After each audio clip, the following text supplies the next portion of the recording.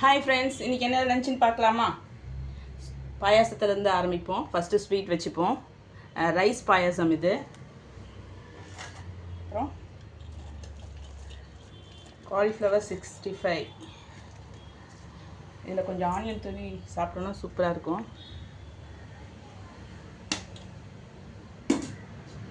Boiled egg,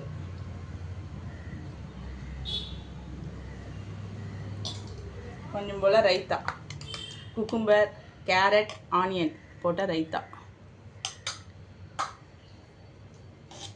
சீரக சம்பா ரைஸில் செஞ்ச வெஜிடபிள் பிரியாணி. பெட் கிராம்ஸ்லாம் போட்டிருக்கேன் பாருங்கள்.